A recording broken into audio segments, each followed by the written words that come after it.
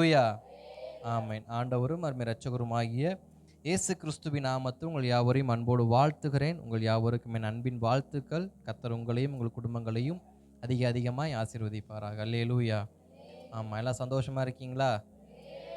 எவ்வளவு சந்தோஷமா இருக்கீங்க? அவ்வளோதான் சந்தோஷமா இருக்கீங்களா? அவ்வளோதானா? ஸ்தோத்திரம். ஏன்னா ஏறுன்னு பார்த்தா இருக்க இருக்க இறங்குது. அப்போ சந்தோஷம் ஏறல யார் வாழ்க்கையிலும், எல்லாம் இறங்கிட்டு தான் இருக்கு போல. கர்த்தர் நல்லவர். ஸ்தோத்திரம். ஆமென். நம் கடந்த நாட்களிலிருந்து தேவன் நமக்கு இந்த 52 நாள் ஜெபத்தின் மூலமாக அநேக வார்த்தைகள் நம்மோடு பேசி கொண்டு இருக்கிறார். ஒரு தொடர்ச்சியாக இன்றைக்கும் ஒரு வார்த்தையை நம் தேவ சமூகத்தில் நாம் தியானிக்க போகிறோம். கர்த்தர் நல்லவர். கர்த்தர் நல்லவர். ஆமென். ஒரு வார்த்தையை நான் வாசிக்கிறேன். என்னோடு கூட சேர்ந்து நீங்களும் அந்த வார்த்தையை வாசிக்கும்படி நான் அன்போடு கேட்டுக்கொள்கிறேன். 2 சாமுவேல் 12ஆம் அதிகாரம். 2 சாமுவேல் 12ஆம் அதிகாரம் அதின் 10, 11, 13, 14 இந்த 4 வசனங்களை நம்ம வாசித்து நம்ம ஜெபித்து தியானத்துக்கு நேராக போக போகிறோம். 2 சாமுவேல் 12ஆம் அதிகாரம் 10, 11, 13, 14. அதாவது 10 முதல் 14 வசனம் வச்சுக்கோங்க. 12வது வசனம் மட்டும் ஏன் விட்டு வச்சுக்கிட்டு இருங்க வாசிக்கிறேன். நம்மளாம் சேர்ந்து வாசிப்பெல்லாம் எடுத்தாச்சா? வாசிக்கலாமா? இப்போதும் நீ என்னை அசட்டை பண்ணி எத்தியனாகிய உரியாவின் மனைவியை உன் மனைவியாக எடுத்துக்கொண்டபடியால் பட்டயம் என்றைக்கும் உன் வீட்டை விட்டு விலகாதிருக்கும். கர்த்தர் சொல்லுகிறது என்னவென்றால், இதோ நான் உன் வீட்டிலே பொல்லாப்பையும் உன்மேல் உங்கள் கண்கள் பார்க்க உன் ஸ்திரீகளை எடுத்து உனக்கு அடுத்தவனுக்கு கொடுப்பேன். அவன் இந்த சூரியன் வெளிச்சத்திலேயே உன் ஸ்திரீகளோடு 13வது வசனம். அப்பொழுது தாவீது நாத்தான் தன்னிடத்தில் நான் கர்த்தருக்கு விரோதமாக பாவம் செய்தேன் என்றான். நாத்தான் தாவீதை நோக்கி, நீ சாகாதபடிக்கு கர்த்தர் உன் பாவம் நீங்கச் செய்தார். ஆனாலும் இந்த காரியத்திலே கர்த்தருடைய சத்துருக்கள் தூஷிக்க நீ காரணமாய் இருந்தபடியால் உனக்கு பிறந்த உன் பிள்ளை நிச்சயமாய் சாகும் என்று சொல்லி நாத்தான் தன் வீட்டுக்கு போய்விட்டான். ஜெபிக்கலாமா? ஸ்தோத்திரம்.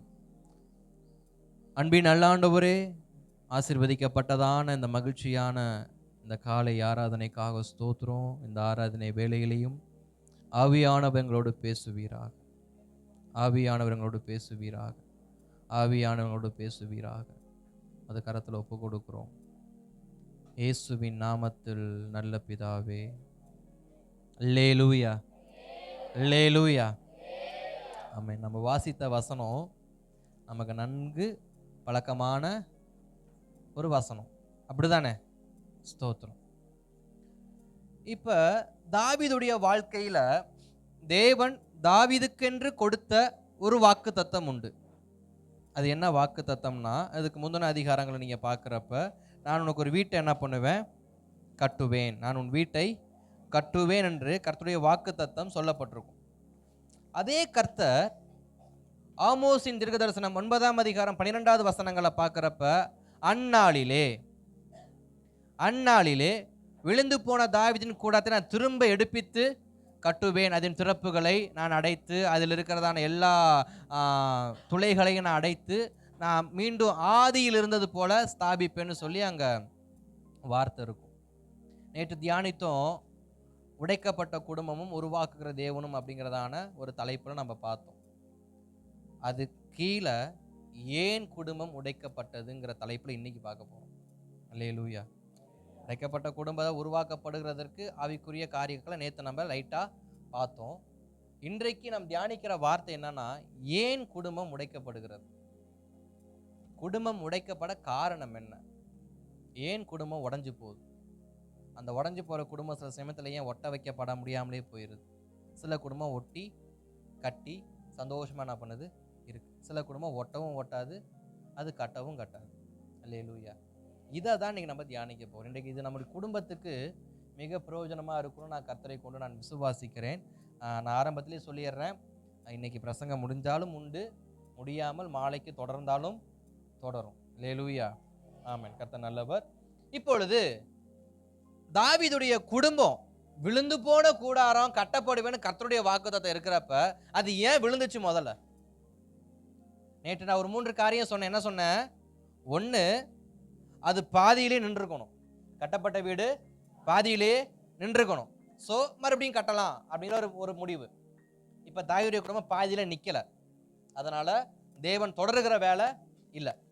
ரெண்டாவது, ஒரு வேலை அந்த டிசைன் பிடிக்கல, அந்த மாடிஃபிகேஷன் ஸ்ட்ரக்சர் பிடிக்கல, ஸோ நான் ரீஅரேஞ்ச் பண்ணுறேன், எலிவேஷனையோ அல்லது ஏதோ ஒரு காரியத்தை என்ன பண்ணுறேன், ரீஒர்க் பண்ணுறேன். டெமாலிஷன் பண்ணாமல் ரீஒர்க் பண்ணுறேன்னு சொல்கிறப்ப அதை நம்ம மறுபடியும் புதுப்பிக்கிறதுக்கான காரியம். இப்போ இங்கே தாவீதுடைய குடும்பத்தில் பேட்ச் ஒர்க் பார்க்குற வேலை ஆண்டவருக்கு இல்லை. இப்போ மூன்றாவது ஒரு காரியம்தான் அப்போ நடந்திருக்கணும். என்ன? அது விழுந்து போச்சு. ஐ மீன் அது டெமாலிஷன் ஆயிருச்சு. யாரோ அதை உடைச்சிருக்காங்க, யாரோ அதை உடைச்சிருக்கிறாங்க. அப்ப அந்த உடைஞ்சு போன குடும்பம், உடைஞ்சு போன கூடாரம் இப்ப மறுபடியும் என்ன பண்ணணும்? கட்டப்படும். இன்றைக்கோ ஒரு நாள் விழுந்து போன கூடாரம் ஏற்கனவே ஆமோஸ்ல சொல்லிட்டேன். ஆமோஸ் மூலியமா இந்த தீர்க்க தரிசனம் நான் இப்பவும் சொல்றேன், இது வருங்காலத்தை குறித்த தீர்க்க தரிசனம் தான். இது தாவீது நாட்கள் சொல்லப்பட்டது கிடையவே கிடையாது. வருங்காலத்தை குறித்து சொல்லப்பட்ட தீர்க்க தரிசனம். இந்த வசனம் இந்த சத்தியத்துக்கு ஏத்ததா இருக்கிறதுனால இதை நான் இப்ப பிரசங்கிக்கிறேன். அல்லேலூயா. அதனால பாஸ்ட் தீர்க்க தரிசனத்தையே மாத்தி பிரசங்கிக்கிறாருன்னு சொல்லி நீங்க என்ன பண்ண நம்மள வருத்தப்பட வேண்டாம். நான் தீர்க்க தரிசனம் மாத்தல, என்னுடைய சத்தியத்துக்கு இந்த வசனம் ஏற்றதா இருந்தபடியால் இதை நான் எடுத்து நீங்க என்ன பண்றேன், பிரசங்கிக்கிறேன். அதனால இது வருங்காலத்தை குறித்து இயேசு கிறிஸ்துவ குறித்து தானே சொன்னார், அவரு தானே கட்டுவார். அதனால அந்த வியாக்கியானமெல்லாம் நம்ம தனியா என்ன பண்ணிக்குவோம், வச்சுக்குவோம். இப்ப இந்த பிரசங்கத்தோடு என்ன பண்ணுங்க, ஒத்து பண்ண. சில பேர் இப்படிலாம் யோசிப்பாங்க உட்காந்து, அதனால முன்ன கூட்டியே சொல்லிடுறேன், அப்பதான் நமக்கு ஃப்ரீயா பிரசங்கம் பண்ண வசதியா இருக்கும். கர்த்தர் நல்லவர். அப்ப அந்நாளில் ஒரு கூடாரம் விழுந்து போயிருக்கு, ஒரு குடும்பம் உடஞ்சு போயிருக்கு. அந்த குடும்பத்தை இப்ப ஒட்ட வைக்கணும், அந்த குடும்பத்தை இப்ப கட்டணும்னு தேவன் விருப்பம் கொண்டுட்டாரு. ஆனாலும் ஏன் உடஞ்சிச்சின்னு தெரிஞ்சாதான் நம்ம குடும்பத்தை நம்ம என்ன பண்ண முடியும், கொஞ்சம் சேஃப்டி பண்ண முடியும். அதற்காக இந்த தியானம் இன்னைக்கு நம்ம. கர்த்தர் நல்லவர். இப்ப தாவீதுடைய குடும்பம் எப்ப உடைய ஆரம்பிச்சுது, எப்ப விழுக ஆரம்பிச்சுது, எப்ப அந்த குடும்பத்துல தேவனுடைய கோபம் எழும்ப ஆரம்பிச்சுது அப்படின்னு நம்ம பார்த்தோம்னா இப்ப நம்ம வாசிச்ச வசனம் தான். முதல்ல தாவீது மேல தேவன் கோபமாய் பேசுகிற முதல் வார்த்தை தான். இதுவரைக்கும் தாவீதை கொண்டு தேவன் கோபமான வார்த்தை இதற்கு முந்தி பேசல. இதற்கு முந்தி அவருடைய பிறப்பு முதல் அபிஷேகம் பண்ணப்பட்டதுக்கு அப்புறமா, கோலியாத்தை கொன்னதுக்கு அப்புறமா, அரண்மனைக்குள்ள போனதுக்கு அப்புறமா, அதுக்கப்புறமா வனாந்தத்துல ஓடின காலத்துல ராஜாவானதுக்கு அப்புறம், இப்படி எந்த இடத்துலையும் தாவீதை குறித்து தேவன் குறையான வார்த்தையை பேசவே இல்லை. ஃபர்ஸ்ட் டைம் கோபப்படுறார், ஃபர்ஸ்ட் டைம் கோபப்படுறார். இந்த வசனத்தை நான் வாசிக்கிறப்ப ஏற்கனவே தாவீதுக்கு இந்த வசனத்துக்கு எத்தனை மனைவி இருக்கிறாங்க? 3 மனைவி இருக்கிறாங்க. இந்த வசனத்துக்கு முன்னாடியே தாவீதுக்கு எத்தனை மனைவி இருக்கிறாங்க? நான் யோசிச்சேன், எதுக்கு பச்சைபால கல்யாணம் பண்ணதுக்கு ஆண்டவர் அடிச்சார் அப்படின்னு. விஷயம் அங்க இல்லை. அல்லேலூயா. அதனால இப்ப தாவீதுட்ட தேவன் கோபப்படுறார். எப்படி கோபப்படுறாரு? 10வது வசனத்தை மறுபடியும் வாசிக்கலாம். இப்போது நீ என்னை அசட்டை பண்ணின ஏத்தியனாகிய உரியாவின் மனைவியை உனக்கு மனைவியாக எடுத்துக்கொண்டபடியினால் பட்டயம் என்றைக்கும் உன் வீட்டை விட்டு விலகாதிருக்கும். இப்ப இந்த 10வது வசனத்தை பார்த்தா தேவனுடைய கோபம் எப்படிப்பட்ட கோபமா தெரியுது? பிரசங்கத்தை கவனிக்கிறீங்களா? என் கூட தான் இருக்கீங்களா? உயிர் இருக்குல்ல? அப்ப பேசுங்க. ஏன் இப்ப தேவ கோபம் எழும்புச்சுன்னு அங்க வசனம் சொல்லுது? வாசிச்சீங்களா இல்லையா? வசனம் என்ன சொல்லுது? உரியாவின் மனைவிய உன் மனைவி ஆக்குனது நிமித்தம் பட்டயம் உன்னை விட்டு இழகாது. ஏற்கனவே தாவீதுக்கு 3 மனைவியாச்சு.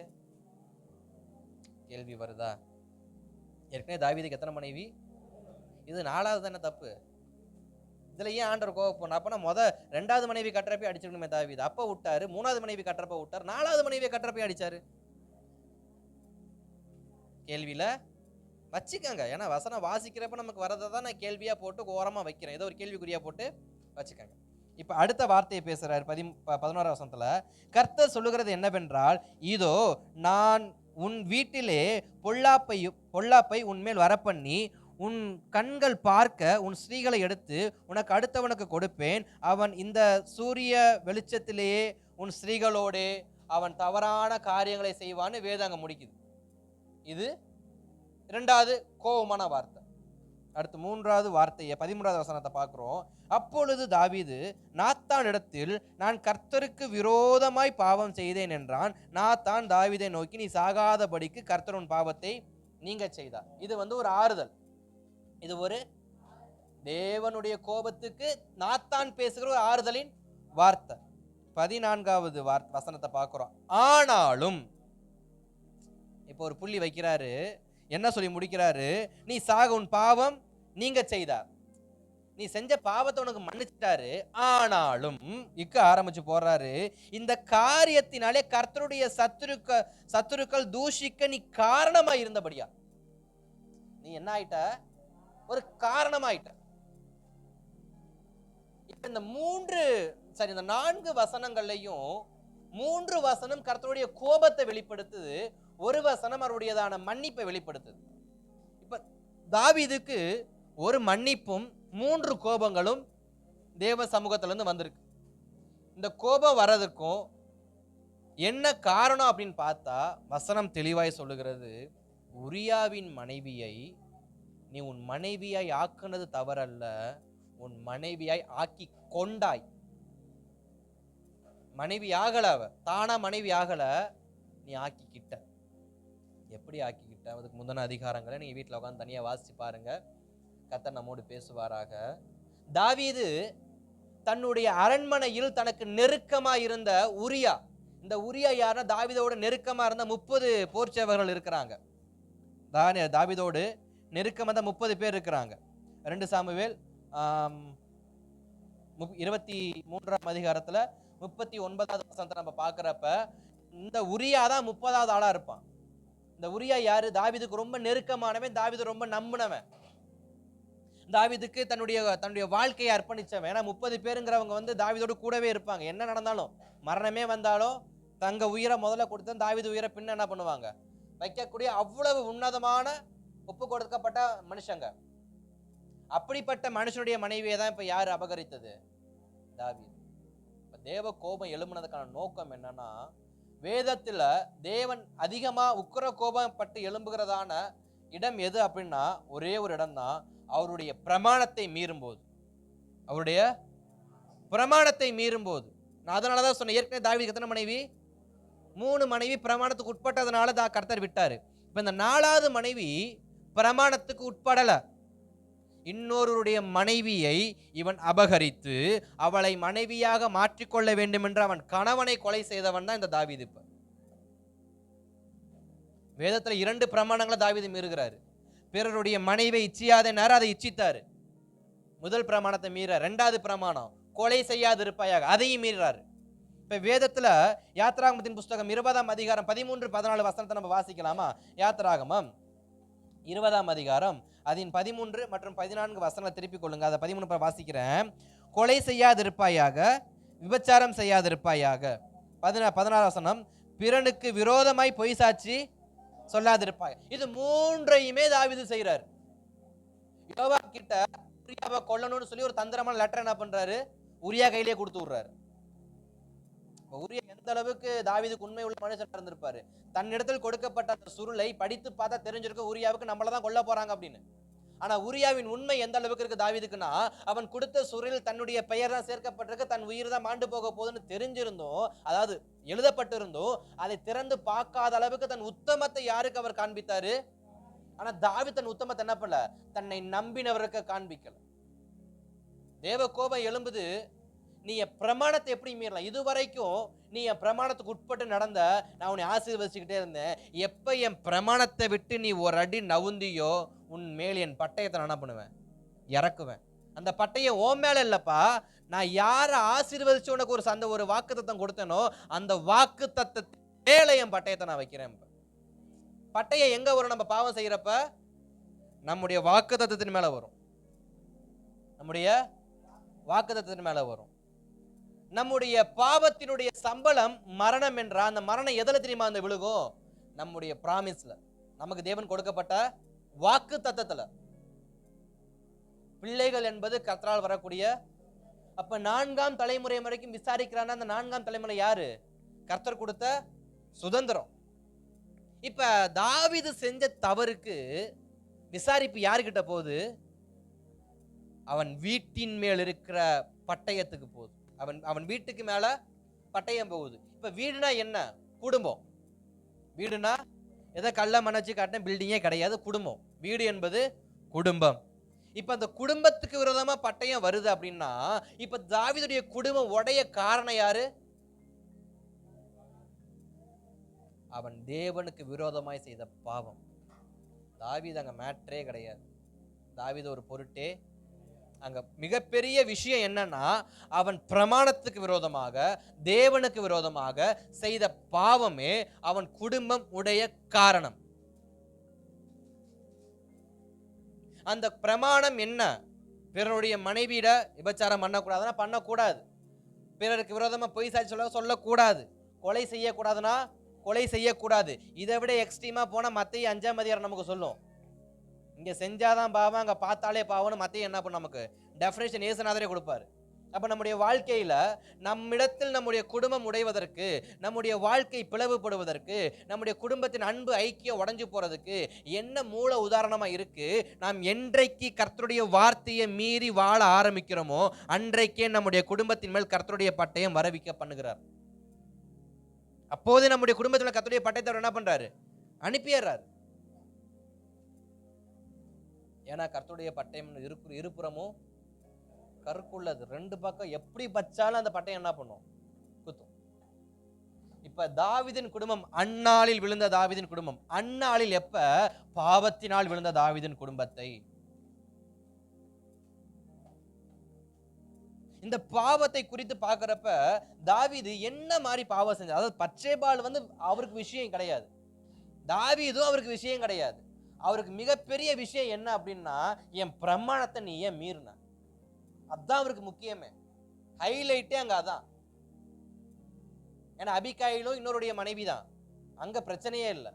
இங்க இவ்வளவு பிரச்சனை வர்றதுக்கு காரணம் என்னன்னா, நீ என் பிரமாணத்தை ஏன் மீறின, என் வசனத்தை ஏன் மீறின, என் பிரசனத்தை ஏன் மீறின, இதுதான் முக்கியம் அவருக்கு. ஏன்னா தேவனுடைய உக்கிர கோபம் எப்ப வெளிப்படும்? புதிய ஏற்பாடுல சொல்லுகிறது, பரிசுத்தாவியனுக்கு விரோதமாய், பரிசுத்தாவியானருக்கு விரோதமாய் செய்யப்படும் அனைத்து குற்றங்களுக்கும் அவர் மன்னிக்க மாட்டார்னு புதிய ஏற்பாடு சொல்லுகிறது.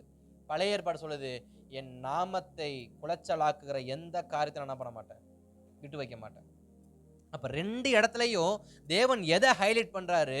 அவருக்கு உண்டானதை நாம் இழக்க பண்ணும்போது அவர் நம்மிடத்தில் கோபம் அடைகிறவராக இருக்கிறார்.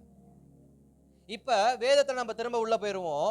தாவீது கிட்ட சொல்றாரு, 14வது வசனத்தை நம்ம நல்லா வாசிப்போம். ஆனாலும் இந்த காரியத்திலேயே கர்த்தருடைய சத்துருக்கள் தூஷிக்க நீ காரணமாய் இருந்தாய். அங்க அந்த வார்த்தையை மட்டும் பாருங்க. மேல செஞ்ச பாவத்தெல்லாம் விட்டுருங்க, பச்சைபால், உரியா, கொலை, அந்த காரியத்தெல்லாம், விபச்சாரத்தெல்லாம் விட்டுருங்க. 14வது வசனத்துல இந்த வார்த்தையை மாத்திரம் கொஞ்சம் கவனிங்க. சத்துருக்கள் தூஷிக்க நீ காரணமா இருந்தபடியா. அப்ப நான் என்ன காரணம் பண்ண? நீ எனக்கு விரோதமா ஏன் பாவம் செஞ்ச? அதான் மறுபடியும் கொண்டு வராரு. மறுபடியும் கொண்டு போய் எங்க வைக்கிறாரு? நீ எனக்கு விரோதமா எதுக்கு பாவம் செஞ்ச? இன்றைக்கு நம்முடைய வாழ்க்கையில நாம் செய்யக்கூடிய நம்முடைய சுகபோகமான காரியங்கள் எல்லாம் யாருடைய கணக்குல வருதான்? தேவ நாமத்துக்கு விரோதமாய் செய்யும் பாவ கணக்கிலேயே வருகிறது. ஏங்கிறத இப்ப நம்ம தெளிவா என்ன பண்ணுவோம் பார்ப்போம். தாவீது இப்ப தேவன் சொல்றாரு, என் சத்துருக்கள் என்னை அவமானப்படுத்த. இப்ப கர்த்தரை சத்துருக்கள் அவமானப்படுத்தணும்னா எப்ப அவமானம் உண்டாகும் அப்படிங்கிறத ஒவ்வொன்றா நம்ம என்ன பண்ண போறோம், பார்க்க போறோம். இதை நீங்க கவனமா கேட்டா மட்டும்தான் புரியும். இல்லைன்னா பாட்டுக்கு வித்தியாசமா நம்ம என்ன பண்றாரு, பிரசங்கம் பண்ணிட்டு இருக்காரு, நீங்க தப்பா என்ன பண்ணக்கூடாது, நினைச்சக்கூடாது. தயவு செஞ்சு கவனமா ஒவ்வொரு வார்த்தையையும் ஒவ்வொரு வசனத்தையும் சொல்லுகிற சின்ன சின்ன வார்த்தையை கூட உங்க சிந்தையை விட்டு விளக்காம நீங்க பின்னாடியே வாங்க. கர்த்தர் நல்லவர். நீ அசட்டை பண்ணினாய். இப்ப தாவீதை பார்த்து தேவன் சொல்ற ஒரு குற்றச்சாட்டு என்ன? நீ என்னை அசட்டை பண்ணினாய். நான் என்ன ஆண்டவரே அசட்டை பண்ணேன்? நீ என் வார்த்தையை முதலாவது அசட்டை பண்ணினாய். என்ன நான் உங்க வார்த்தையை அசட்டை பண்ணேன்? நீ ஏன் நான் பிரமாணம் கொடுத்து என் பிரமாணத்தை மீறி நீ பாவம் செஞ்ச. கொஞ்ச நாளைக்கு முன்னாடி தான் என் பிரமாணத்தை வாசிச்சு ஓபேத் ஏதோமின் வீட்டுல இருந்து என் பெட்டியை என்ன பண்ண, எருசலேமுக்கு கொண்டு வந்த. பிரமாணங்களை வாசித்து பிரமாணங்கள் எழுதப்பட்டிருக்கிறபடியே நீ என் பெட்டிய நீ சுமந்து வந்து எருசலேம் நகரத்துல வச்ச, அதுக்கப்புறமா இப்ப நீ அதே பிரமாணத்தை மீறி பாவம் செய்யறன்னா உன்னை என்ன பண்ணலாம்? நீ என்னை அசட்டை பண்ணிட்ட. பெட்டிய தூக்குறப்ப கனப்படுத்தின நீ உன் சுயம் வறுப்பை நீ அசட்டை பண்ணிட்ட. நானா சுயமான்னு கேட்ட உனக்கு எதுதான் முக்கியமா போயிருச்சு? என் சுய விருப்பம் தான் எனக்கு முக்கியம். தாவீது கர்த்தரை எப்படி அசட்டை பண்றாரு? பெட்டிய தூக்குறதுக்கு கர்த்தருடைய பிரமாணம் முக்கியப்ப அவரை முக்கியத்துவப்படுத்தினாரு. அது தேசத்துக்குரியது, அது தேசங்களுக்குரியது. ஆனா இங்க தேசத்துக்குள்ள தனக்கானது, தனக்கான சுய விருப்பம், தனக்கான சுய காரியம் அப்படிங்கிறப்ப இப்ப தாவீது யார முக்கியத்துவப்படுத்தல, எதை மீன் பண்ணல அப்படின்னா, அவர் பிரமாணத்தை பேஸ் பண்ணவே கிடையாது. எழுதி கொடுக்கப்பட்ட வசனத்தை அவர் வாசிக்கவே கிடையாது. வசனத்தில் சொல்லப்பட்ட சில பிரமாண திட்டங்களுக்கு அவர் கீழ்ப்படியவே கிடையாது. ஸ்ட்ரெயிட்டா எதுக்கு இடம் கொடுத்துட்டாரு? சுய சித்தத்துக்கு இடம் கொடுத்துட்டாரு. தேவனை அசட்டை பண்ணின முதல் இடம் எது தெரியுமா? நம்முடைய சுயம். நம்முடைய வாழ்க்கையிலே அநேக நேரம் நம் தேவனை அசட்டை பண்ணி இருக்கிறோம். எப்படின்னு கேட்டா, எப்பெல்லாம் நம்முடைய விருப்பத்துக்கு முதலிடம் கொடுத்திருக்கிறோமோ அப்பொழுதெல்லாம் நாம் தேவனை அசட்டை பண்ணி இருக்கிறோம். அது எந்த காரியம் இருந்தாலும் பரவாயில்ல. இங்க தாவீதுக்கு விபச்சாரம், நமக்கு எந்த காரியமோ அவருடைய வார்த்தையை அசட்டை பண்றோம் பாத்தீங்களா? அவர் விருப்பத்தை அசட்டை பண்றோம் பாத்தீங்களா? அதான் சொன்ன, நீ என்ன அசட்டை பண்ணிட்ட? ஐ மீன் என் வார்த்தையை என்ன பண்ணிட்ட? அசட்டை பண்ணிட்ட. இது ஃபர்ஸ்ட். ரெண்டாவது சொல்றாரு, நீ என்னைய அசட்டை பண்ணிட்ட அப்படின்னு. வார்த்தைக்கும் அவருக்கு என்ன சம்பந்தம்? வார்த்தையும் அவரும் ஒண்ணுதான். ஆதியிலே வார்த்தை, அந்த வார்த்தை தேவன் இருந்தது, தேவன் மனுஷனாக இப்பதானே வாசனம். அப்ப வார்த்தையை அசட்டை பண்ணணும், தேவன் அசட்டை பண்ணணும் ஒண்ணுதானே. ஆனா தேவன் ஏன் என்னை அசட்டை பண்ணணும்னு சொல்றாரு? என்னை என்பது என்னை அல்ல, உனக்கும் எனக்கும் இருக்கிற உடன்படிக்கையின் உறவு. என்னை என்பது என்னை அல்ல, உனக்கும் எனக்கும் நியமிக்கப்பட்ட உடன்படிக்கையின் உறவு. இப்ப ஒரு பாவம் எப்படி ஒரு விளைவை ஏற்படுத்துது அப்படின்னா, நான் செய்கிற என் சுய விருப்பத்தின் பாவம் ஃபர்ஸ்ட் கர்த்தருடைய வார்த்தைக்கு விரோதமாக கொண்டு போகுது. செகண்ட், அவருக்கும் எனக்கும் இருக்கிற உடன்படிக்கையின் அடையாளத்தை உடைக்குது. இன்றைக்கு நாம் பாவம் செய்யும் போதெல்லாம் ஏன் அப்போஸ்தலனாகிய பவுல் ஒரு வார்த்தை சொல்லுவாரு, நான் ஒவ்வொரு முறை பாவம் செய்யும் பொழுதும் அவரை நான் மறுபடியும் என்ன பண்றேன்? சிலுவையிலேயே அரைகிறவனா இருக்கிறேன்னா என்ன அர்த்தம்? உடன்படிக்கையை கிராஸ் பண்ற. என்ன உடன்படிக்கை? ரத்தத்தால் மேற்கொள்ளப்பட்ட உடன்படிக்கையை நீ மறுபடியும் கிராஸ் பண்றப்ப அவர் மறுபடியும் எங்க தான் போறாரு? சிலுவைக்கு போறாரு. நம்முடைய வாழ்க்கையில நம் சுயத்திற்கு இடம் கொடுத்து நம்முடைய சுய விருப்பத்துக்கு எனக்கு இது பிடிச்சிருக்கு, எனக்கு இது வேணும், அது எவன் தான் இருந்தாலும் எனக்கு அதை பத்தி கவலை கிடையாது, எனக்கு வேணும், அதுக்காக நான் கொலை செய்வேன், அதுக்காக நான் பிரமாணத்தை மீறுவேன், அதற்காக நான் பொய் சாட்சி சொல்லுவேன், அதற்காக நான் கொலை பண்ண போவேன். அப்ப இந்த அளவுக்கு ஒரு மனிதன் துணிகரம் கொள்றான்னா, அப்ப அந்த மனிதனுடைய வாழ்க்கையை தேவன் எப்படி ஆக்குவாரு? பட்டயத்தை வைப்பார். என்றைக்கு நாம் சபை நல்லா புரிஞ்சுக்கணும். மறுபடியும் இந்த வார்த்தையை நான் சொல்றேன், நமக்கு ஒரு விருப்பம் வரும்னா அந்த விருப்பம் கர்த்தருடைய வசனத்துக்கு எதிராக இருக்குன்னா தயவு செஞ்சு விட்டுருங்க. நமக்குள் வரக்கூடிய விருப்பம் கர்த்தருடைய வசனத்துக்கு விரோதமா இருக்குன்னா விட்டுருங்க. நமக்குள் ஏற்படுகிற ஆசை தேவ ஆவியானவருக்கு விரோதமா இருக்குன்னா விட்டுருங்க. நமக்குள் வரக்கூடிய ஆசை கர்த்தருடைய உடன்படிக்கை உறவை மீறுதுன்னா விட்டுருங்க. எதை விட்டுறணும்? நமக்குள் இருக்கும் சகல பாவத்தையும். எல்லாமே யாருக்கு விரோதமானது? தேவனுக்கு விரோதமானது, உடன்படிக்கைக்கு விரோதமானது, நமக்கு கொடுக்கப்பட்ட உறவுகளுக்கு விரோதமானது. என்ன அப்படிப்பட்ட உடன்படிக்கை? என்ன அப்படின்னா, வேதத்தில் அழகா சொல்லுகிறது, நீ செய்கிற ஒவ்வொரு பாவ செயல்களும், நான் செய்கிற ஒவ்வொரு பாவ செயல்களும். என்ன பாவம்? விபச்சாரம் மட்டும்தான் பாவமா? விபச்சாரம் செய்யறது மட்டும்தான் பாவமா? இல்ல. பொய் சாட்சி சொல்றதும் பாவம் தான். பொய் சாட்சி சொல்றது மட்டும்தான் பாவமா? இல்ல. கடைகள்ல வாங்கி சாப்பிடுற எல்லாமே பாவம்னு வசனம் சொல்லுதா இல்லையா?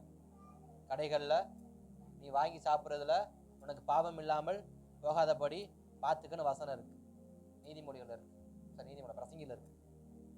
கடைகளில் வாங்கி சாப்பிட்றது உனக்கு பாவத்தை ஏற்படுத்தக்கூடாது. இப்போ கடையில் பிஸ்கட் வாங்கி சாப்பிட்லாம், ஜூஸ் பாட்டில் வாங்கி குடிக்கலாம், ஸ்லைஸு பாக்கெட் வாங்கி சாப்பிட்லாம், வேற என்ன பிரியாணி வாங்கி சாப்பிட்லாம். சாப்பிடலாமா? சாப்பிடலாமா இல்லையா? இதெல்லாம் தப்பே கிடையாது. அடிச்சு புசின்னாரு, புடிச்சு படுத்துக்கிறான்னு எங்கேயுமே என்ன பண்ணல வசனம். இப்ப பாவம் எங்க மீறப்படுது? அது என் சுயம். குடிச்சு புசிங்கிறது, சாரி, குடிச்சு படுத்து கிடக்கிறது என்னுடைய சுயம். அடிச்சு புசிங்கிறது தேவன் கொடுத்த வார்த்தை. அடிச்சு புசி பார்த்துக்கலாம் எதா இருந்தாலும். அப்ப ஹோட்டல்ல சாப்பிட்றதெல்லாம் பாவம் இல்லைங்க. இன்னைக்கு சில பேர் ஹோட்டல்ல சாப்பிட்றது பாவம்னா வைன் ஷாப்ல சாராயம் குடிக்கிறது நல்லதுங்கிறான். ஹோட்டல்லையா சாப்பிட்றீங்க? வயிறு கட்டி போற குடிச்சு கிடக்குறான், அவன் என்ன பண்றது? அவனை கொண்டு போய் எங்க வச்சு புதைக்கிறது?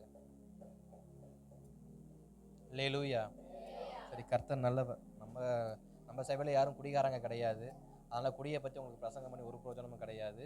அதனால நான் நேராக என் பிரசங்கத்துக்கு என்ன பண்ணிடுறேன், நான் போயிடுறேன். கர்த்தர் நல்ல வேணா உங்களுக்கு அதை சொல்லி ஒரு பிரயோஜனம் கிடையாது. பிரயோஜனம் இல்லாத மனுஷங்கிட்ட இதை பற்றி பேசி என்ன பிரயோஜனம் இருக்க போகுது?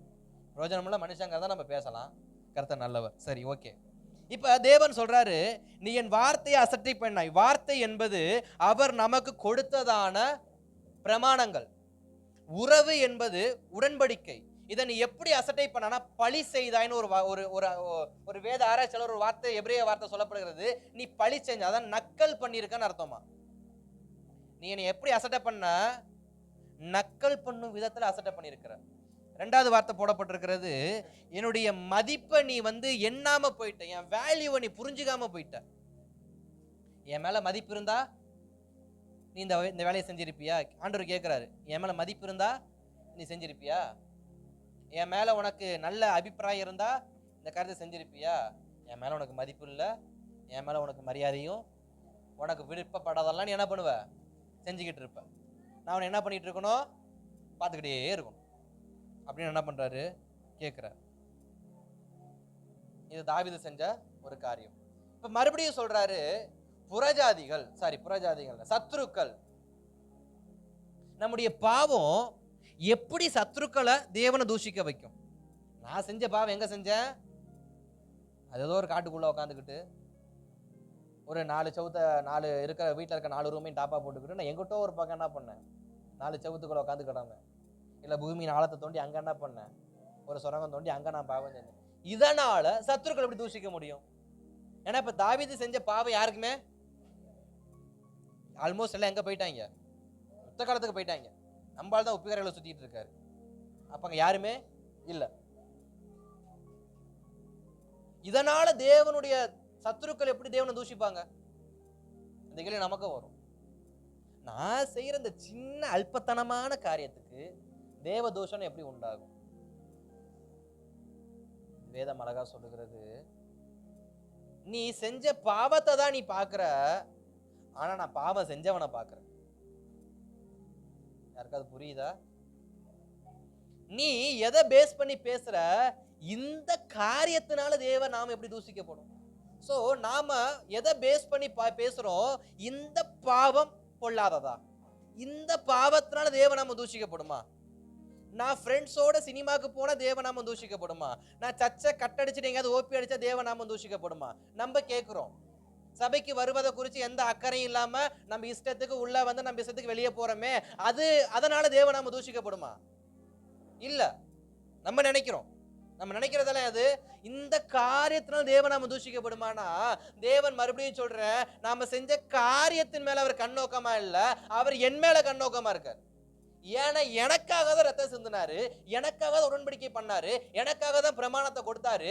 இப்ப அவர் சொல்ற விஷயம் என்ன? நீ பாவம் செய்தபடியினால். யோபுவை குறித்து ஒருத்தன் புகார் பண்ண போனா பரலோகத்துக்கு. யாரு? எங்க அப்பாவா போனாரு. இப்படி யோசிக்கிறீங்க? யாரு போனா?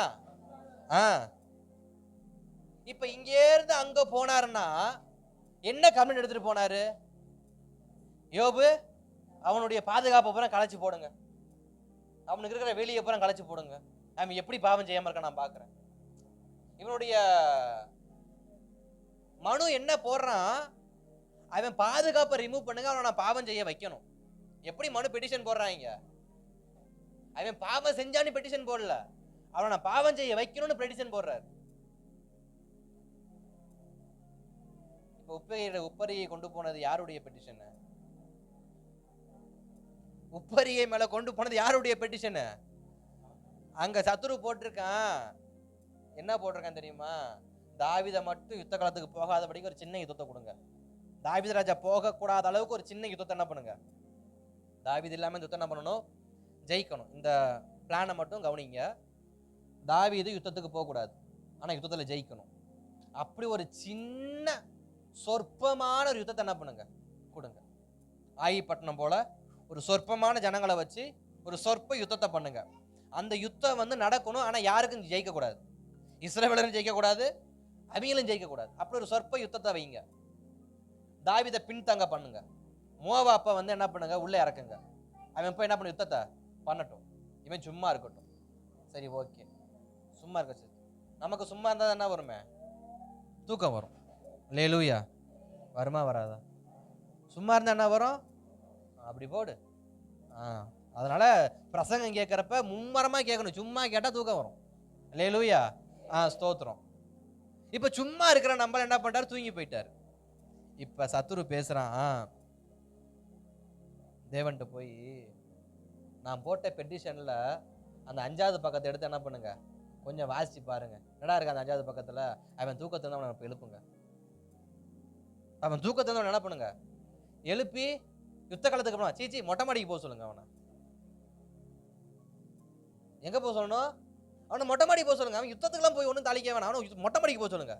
இல்லை எங்கடா என்ன நீங்க போக சொல்லுங்க, நான் சொல்றேன். இவன் போயிட்டாரு.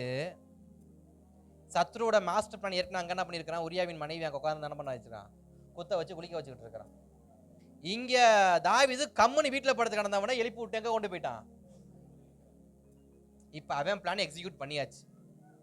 இப்ப தேவனும் பாக்குறாரு, சரி நம்பால குறிச்சு இவருக்கு வைராக்கியம் அதிகம். எப்பயுமே தகப்பனுக்கு பிள்ளை மேல நம்பிக்கை அதிகம் தானே. உங்க வீட்டுல இல்லையோ? அப்ப சொல்லுங்க. நான் எப்பயுமே தகப்பனுக்கு பிள்ளை மேல, அது பொட்ட புள்ளையா இருந்தாலும் சரி, ஆம்பளை பிள்ளையா இருந்தாலும் சரி, நம்பிக்கை அதிகம்.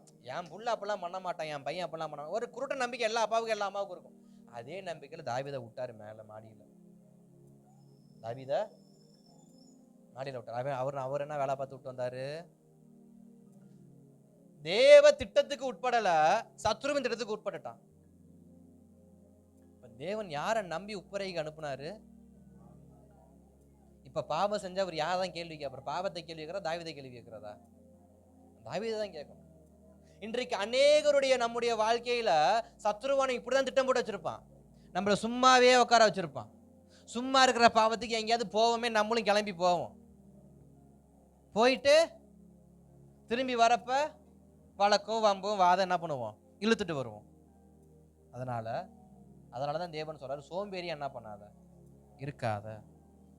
நீ சோம்பேறியா இருந்தா உன் புத்தி உன்னை எதையாவது பண்ண வைக்கும், எதையாவது யோசிக்க வைக்கும். சும்மாவே இருக்கும் கழுதிய செல்போனை நோண்டுவோம். பசங்க என்ன பண்ணுவாங்க? நோண்டுவாங்க.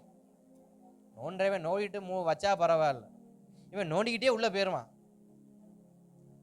அப்படி என்ன பண்ணிடுவான்? அடுத்த ஸ்டெப் அடுத்த கடத்துக்கு போயிடுவான். முடிஞ்சு சோழி விழுந்துருவான். அப்புறம் நாளைக்கு ஃப்ரீயா இருக்கிறப்ப என்ன பண்ணுவான்? நம்ம இதையே செய்வோமே, நல்லா இருக்கே. அப்புறம் நம்ம இதையே செய்வோமே, நல்லா இருக்கே. நாளைக்கு ஃப்ரீயா இருக்கிறப்ப இதை செய்வோம்னு யோசிச்சவன் 2வது நாள் செஞ்சதுக்கு அப்புறமா 3வது நாள் சொல்றான், இது ரொம்ப நல்லா இருக்கு, நம்ம இதையே இதுக்கப்புறம் ட்ரை பண்றோம் வாழ்க்கை முழுக்கன்னு அப்படியே போயிடும். இப்ப தாவீது அப்படியே போறதும் வெளியில வர்றது யார் கையில இருக்கு? தாவீதுக்கு உடன்படிக்கையாய் ரத்தம் சிந்தின இயேசு கிறிஸ்துவின் கரத்துல இருக்கு. நாம் பாவத்தில் மூழ்கி போவதும் பாவத்தை விட்டு வெளியே வருவதும் யாருடைய கரத்துல இருக்கு? நமக்காய் ரத்தம் சிந்தின இயேசு கிறிஸ்து. அதனாலதான் அவர் நம்ம மேல கோபப்படுறாரு. உனக்கு ரத்தம் சிந்தினா உன்னை மீட்டு எடுத்தா உன் சௌரியத்துக்கு நீ என்ன பண்ற? கோபப்பட்டு பட்டயத்தை கொடுக்குற. அப்பயாவது புத்தி வருமா? பட்டயம் எதுக்கு? என்னைய தண்டிப்பதற்காக அல்ல, எனக்கு அறிவுறுத்துறதுக்காக. இப்ப ஸ்தோத்திரம், இப்ப இந்த மாதிரி செஞ்சதுனால இப்ப சத்துருக்கள்னா யார் யாரு? சத்துருக்கள்னா யார் யாரு? இது ஒரு நாள் வெளியில வரும். இந்த கதை என்ன பண்ணும்? ஒரு நாள் வெளியில வரும். பல நாள் திருடன் ஒரு நாள் அகப்பட்டே தீர வேண்டும். வேதம் எப்படி சொல்லுகிறதுனா, நீ இருட்டிலே செஞ்சத நான் வெளியரங்கமா என்ன பண்ணுவேன்? கொண்டு வருவேன். இப்ப தாவீது செஞ்ச இந்த இருட்டு செயல் என்னைக்கு இருந்தாலும் வெளியில வரும். வர அன்னைக்கு என்ன நடக்கும்? இதை எப்படி நான் மறுபடியும் கொண்டு போறேன்னா, இப்ப சத்துருக்கள்னா யாரு? அன்றைக்கு இருந்த காலகட்டத்துக்கு சத்துருக்கள் ஏன்னா பெலிஸ்தியர்கள், மீதியானியர், எமோனியர், எபிசியர், இவங்கெல்லாம் சத்துருக்களா இருந்தாங்க. அவங்கெல்லாம் யாருன்னா இன்றைய காலகட்டத்தில் ரட்சிக்கப்படாத ஜனங்கள். நான் செய்த பாவ செயல்கள் வெளியில வரப்ப இயேசுவை ஏற்றுக்கொள்ளாத ரட்சிக்கப்படாதவன் என்னைய குறிச்சு என்ன பேசுவான்? என் தேவனை குறிச்சு என்ன பேசுவான்? இவெல்லாம் சர்ச்சுக்கு போறான், இவெல்லாம் பைபிளை தூக்கிட்டு அலைகிறான், இவெல்லாம் வெள்ளை சட்டையை போட்டு கிளம்பிடுறான். ஆனா உன நானும் பிரசங்கம் பண்றேன், நானும் பைபிள் படிக்கிறேன். ஆனா உன செபத்துக்கு போயிடுறான் கிளம்பி வீட்டுல இருந்து. ஆனா உன சர்ச்சில் ஒரு ஜெபம் வச்சாருன்னா எல்லா நாளும் சர்ச்சுக்கு போற ஆளுங்க, எல்லா நாளும் சர்ச்சுக்கு போறாங்க, நல்லா உட்காந்து ஜெபம் பண்றாங்க, டெய்லி வீட்டுல குடும்ப ஜெபம் பண்றாங்க. ஆனா இந்த மொகரை செஞ்ச வேலையை பாரு எப்படி செஞ்ச. இவங்க சொல்ற காரியத்துல யார ஃபர்ஸ்ட் வைப்பாங்க? இவன் சர்ச்சுக்கு போறான், இவன் பைபிள் வாசிக்கிறான், இவன் ஏசப்பா கோயிலுக்கு போறான். என்கிட்ட இந்த கேள்வி ஒரு ஆள் கேட்டாங்க, அதனால இந்த வார்த்தை அப்படியே உள்ள வரேன். என்ன கேட்டாங்கன்னா, சர்ச்சுக்கு போறவங்க என்ன பண்ண மாட்டாங்க, இந்த மாதிரிலாம் பண்ண மாட்டாங்கன்னு என்கிட்ட ஒரு வார்த்தையை ஒரு ஆள் போட்டாங்க ஒரு நாள். நானும் ஆமா பண்ண மாட்டாங்க. என்ன அப்ப யாருக்கு என்ன நம்பிக்கை இருக்கு? ரட்சிக்கப்படாத ஜனங்களுக்கு, கிறிஸ்தவர்களை கண்டால் ஒரு நம்பிக்கை. என்ன நம்பிக்கை? அவன் அதெல்லாம் பண்ண மாட்டாங்க, அவங்க உண்மையா இருப்பாங்கப்பா, அவங்க மன்னிக்கிற குணம் உள்ளவங்கப்பா, அவங்க இறக்க குணம் உள்ளவங்கப்பா, அவங்க எப்பெல்லாம் பண்ண மாட்டாங்க. இதெல்லாம் யாருக்கு இருக்கிற நம்பிக்கை? ரட்சிக்கப்படாத மக்களுக்கு, இயேசு கிறிஸ்துவை ஆராதிக்கிற ஜனங்கள் மேல இருக்கிற நம்பிக்கை. இப்ப அந்த நம்பிக்கை உடைக்கிறப்ப என்ன நடக்கும்? ஃபர்ஸ்ட் நம்ப மாட்டாங்க யாரும். ஃபர்ஸ்ட் இப்ப தாவீதை குறித்து இந்த புகார் பட, தாவீது உரியாவின் உரியாவை கொன்னுட்டு ஆட்டையை போட்டாருன்னு சொன்னா யாரும் நம்புவாங்களா? உம்மாறா, தாவீது எப்பேற்பட்ட மனுஷன், தேவன் அவனோடு கூட இருக்காரு.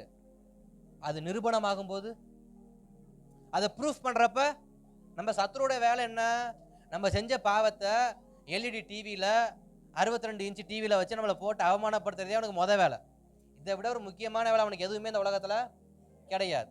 நம்ம ஒரு பைசாக்க சொல்லி சமாளிச்சு பெயிண்டிங் டிங்கரிங்லாம் பார்த்து பூசி மொழி வச்சா அவன் தியேட்டர்ல போட்டு காட்டுவான். அவன் சொன்னது பூரா போய் எங்க போட்டு காட்டுவான்? இப்ப பெரிய தியேட்டர்ல போட்டு காட்டுவான். நம்ம ஆளுங்க என்ன பண்ணுவாங்க? அப்ப இவன் சொன்னது பூரா பொய் தானே எவ்வளவு நாளா? என்ன ஆகும்? இப்ப யாருடைய நாமம் தூஷிக்கப்படும்? கர்த்தருடைய நாமம். அததான் சொல்றாரு, ரட்சிக்கப்படாத புறஜாதியர் சத்ருவா இருக்கிறவங்க என் நாமத்தை என்ன பண்றாங்க? தூஷிக்கப்பட. இப்ப நீ காரணமாயிட்ட என்ன பண்றது? உன்னை நான் தண்டிக்கலனா அவங்களுக்கு ஒண்ணுக்கு மண்ணா என்ன பண்ணுவாங்க? இருந்துக்குவாங்க. நம்மளத்தான் என்ன பண்ண தூக்கி போட்டு மிதிப்பாங்க. நம்ம தான் மீதியானியரும், நம்ம தான் எமோரியரும், நம்ம தான் பெலிஸ்தியரும், இவங்களுக்கு இளைச்சவாய்களா நம்மளே கொண்டு வந்து ஆனாவும் என்ன பண்றாரு? அடிக்கிறாரு. அவன் ஆளு செஞ்ச தப்புக்கு என்ன பண்ண மாட்டாரு அப்படின்னு தேவையில்லாத பேச்சு வரும். ஏன்னா ஏற்கனவே இயேசு கிறிஸ்து யாரு? நீதி உள்ள நியாயாதிபதி. அவர் ஜட்ஜ்மெண்ட் கொடுத்தா ஜட்ஜ்மெண்ட் கொடுத்ததுதான். அது பெத்த பிள்ளையா இருந்தாலும் சரி, கட்டின மனைவியா இருந்தாலும் சரி, ஜட்ஜி எப்பயுமே ஜட்ஜு தான். அப்ப நம்ம அவரை விட பெரியவர் யாரு? நம்ம இயேசு கிறிஸ்து. அவருக்கு முன்னாடி யாரும் பச்சைபாதமே கிடையாது. அதனால வேதத்துல நம்முடைய தேவன் பச்சைபாதம் உள்ளவர் அல்லவே. தப்புனா தப்பு, சரினா சரி. தாவீது கிட்ட வந்து சொல்றாரு, சத்ரு தூஷிக்க நீ காரணமாயிட்ட. ஃபர்ஸ்ட் நம்ம செய்யற பாவம் யாரை தூஷிக்குது? இயேசுவை ஏற்றுக்கொள்ளாத புறஜாதியர் இயேசுவை தூஷிக்கிறாங்க. இத்தனை வருஷமா சர்ச்சுக்கு போன இவளே இந்த லட்சணத்துல இருக்கிறாங்கன்னா நான் போய் என்ன பண்ண போறேன்? அதுக்கு நான் இங்கேயே கடந்து சாகுறேன்னு. அல்லேலூயா. நான் பெரிய தப்பு சொல்லல, விபச்சாரத்தை மட்டும் நான் இங்க பேசல, சின்னது சின்ன காரியம் கூட. ஒரு முறை ஒருத்தர் வந்து என்கிட்ட இந்த மாதிரி கேட்டாங்க, என் பையன் வந்து வீட்டுக்கு என்ன பண்ண மாட்டேங்கிறான், தொலை தூரத்தில் வேலை செஞ்சுட்டு இருக்கிறாங்க. அப்போ அவங்க அப்பா அந்த பையனுக்கு சொன்ன விஷயத்தை என்கிட்ட சொன்னார். அவங்க அப்பா அந்த பையனுக்கு சொல்லியிருக்காரு, தம்பி மாதத்துக்கு ஒரு முறையாவது நம்ம சர்ச்சுக்கு என்ன பண்ணணும், நம்ம சர்ச்சுக்கு வந்துருப்போம். நீ அங்கே இருக்கிற நாட்கள் அங்கே இருக்க சர்ச்சுக்கு என்ன பண்ணு போ, மாதத்துக்கு ஒரு முறை நம்ம சர்ச்சுக்கு வா, வந்து திருவிருந்து எடுத்துட்டு நம்ம வீட்டெல்லாம் பார்த்துட்டு சர்ச்சோட சேர்ந்து ஒரு ஐக்கியப்பட்டு நீ மறுபடியும் என்ன பண்ணு, வேலைக்கு போ அப்படின்னாராம். இந்த பையன் சொல்லியிருக்கிறான், ஃபஸ்ட்டு மந்த் ஆயிடுச்சு, திருவிருந்து ஆராதனை வந்துருச்சு. அவங்க அப்பா ஃபோன் பண்ண, தம்பி நாளைக்கு நீ வந்துடுறியாப்பா, இவங்க வந்துடுவியாப்பான்னா, இவன் வந்துடுவேன் விடிஞ்ச காலத்துக்கு அப்புறமா, இல்லைப்பா எனக்கு முக்கியமான வேலை கொடுத்துட்டாங்க, வர முடியல, ஒன்றும் இப்போ தான் 1 மாதம் ஆயிருக்குல்ல, எதுவும் சொல்ல முடியலப்பான்னு. அவங்க அப்பா புரிஞ்சுக்கிட்டு, சரி ஓகேப்பா, சரி இப்போ தான் இந்த பையன் ஃபஸ்ட் டைம் போயிருக்கான் அப்படின்ட்டுன்னு 2வது மாதமும் அதே கதை, 3வது மாதமும் அதே கதை. 6வது மாதம் வரப்போ அவங்க அப்பாவுக்கு ஒரு டவுட் வந்துருச்சு. அவங்க அப்பா இப்போ என்னை பார்த்து கேட்குறாரு, பாஸ்டர் என் பையன்கிட்ட நான் இதை தான் சொன்னேன், 6 மாதமே எனக்கு இந்த கதையை விட்டுட்டு இருக்கிறான், என்னவா இருக்கும் பாஸ்டர்னாரு. நான் கேட்டேன் என்னவா இருக்கும், நான் திருப்பி அவரை கேட்டேன் என்னவா இருக்கும் அப்படின்னு. அதுக்கு அவர் சொன்னார், இவன் வாரம் சர்ச்சுக்கு போய் பழக்க முடியவனா இருந்தா ஞாயிற்றுக்கிழமை வேலை எவரும் உங்களுக்கு என்ன பண்ண மாட்டாங்க. இவன் ஞாயிற்றுக்கிழமானா ஆஃப் டே சர்ச்சில் இருப்பான், மதியானம் 1 மணிக்கு 2 மணிக்கு மேலே தான் ஃப்ரீ ஆவான், 2 மணிக்கு மேலே வந்து இவனாச்சும் ஒரு வேலையும் பார்க்க முடியாது அப்படின்னு இவன் மேலே ஒரு நம்பிக்கை இருந்திருக்கும்ல பாஸ்டர்னாங்க. ஆமாம் அப்படின்னு. அப்போ என் பையன் 6 மாசமா எங்கே போகல பாஸ்டர், சர்ச்சுக்கே போகலை. அப்போ இவன் என்ன பண்ணிட்டாங்க, இவன் கிறிஸ்தவங்கிற அடையாளமே அவங்களுக்கு தெரியாமல் போயிருச்சு. இவன் தன் அடையாளத்தை காண்பிக்காததால அவனுக்கு ஞாயிற்றுக்கிழமை வேலையை போட்டு அவங்க என்ன பண்ணிட்டாங்க, கொடுத்துட்டாங்க. நம்மளுடைய வாழ்க்கையிலையும் நாம என்னைக்கும் நம்மளை கிறிஸ்தவங்களா காமிச்சதே கிடையாது.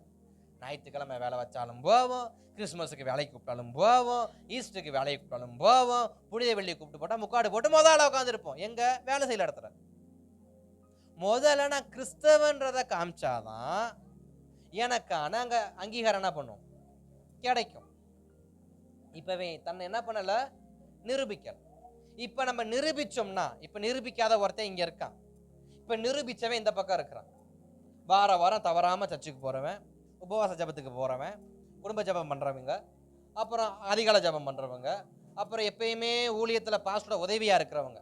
இப்ப இந்த கூட்டம், இப்ப போகாத ஒரு கூட்டம் அங்க இருக்கு, அடையாளத்தை காண்பிக்காத ஒரு கூட்டம் கிறிஸ்தவ கூட்டம் அங்கிட்டு இருக்கு. இப்ப அடையாளத்தை காண்பிக்கிற ஒரு கிறிஸ்தவ கூட்டம் இருக்கு. இந்த அடையாளத்தை காண்பிக்கிற கிறிஸ்தவ கூட்டத்துல இருக்கிற ஒரு வாலிப பையன் என்ன பண்றான், தளபதி படம் ரிலீஸ் ஆயிடுச்சுன்னு சொல்லிட்டு, தளப்படம் ரிலீஸ் ஆயிடுன்னு சொல்லிட்டு முதல் நாள டிக்கெட் எடுக்க தியேட்டருக்கு போயிட்டான்.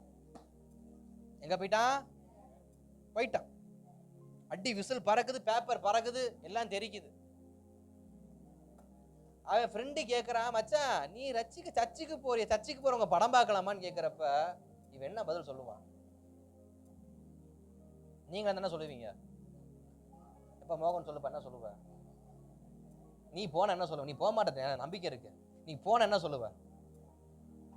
போனியா படத்துக்கு? இல்லப்பா, தியேட்டருக்கு படம் பார்க்க போனா உன் ஃப்ரெண்ட்ஸு கேட்குறாங்க, நீ சர்ச்சுக்கு போறியப்பா, நீ படம் பார்க்க கூடாது, இப்போ படம் பார்க்க வந்திருக்கியே, இது சரியா தப்பான்னு என்ன பதில் சொல்லுவேன்? புரியல. அப்புறம் எதுக்கடா இங்க வந்து கேட்டா என்ன பதில் சொல்லுவோம்? என்ன சொல்லுவோம்? நம்ம தப்புனுவோம். அப்புறம் எதுக்கு இங்க வந்து கேட்டா அதுக்கு என்ன பதில் இருக்கு நம்மள்ட்ட?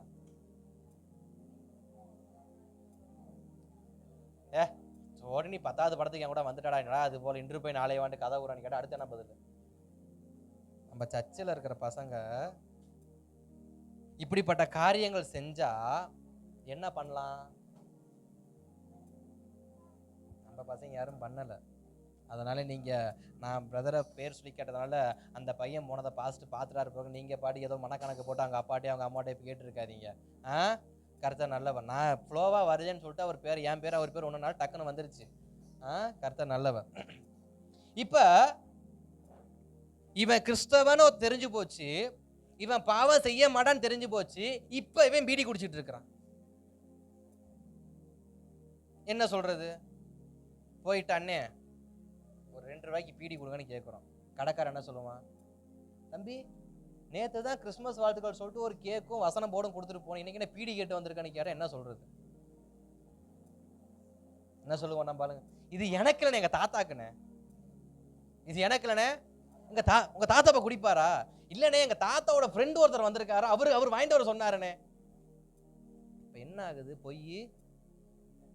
ஒத்த பாவம், என் சுய பாவம் செய்யறதுக்கு எத்தனை பொய். ஊர்ல இருக்கிறவன அப்புறம் குற்றவாளி ஆகிட்டு உட்காந்துருப்போம் நம்ம. அதனால இப்ப இதெல்லாம் விட்டுருங்க. இங்கிட்டு ஐடென்டிட்டி கிறிஸ்தவர்கள்னு தெரிஞ்சு செய்யற பாவம் செய்யற ஒரு கூட்டம், கிறிஸ்தவர்கள்ன்ற அடையாளத்தை காட்டாம பாவம் செய்யற ஒரு கூட்டம்.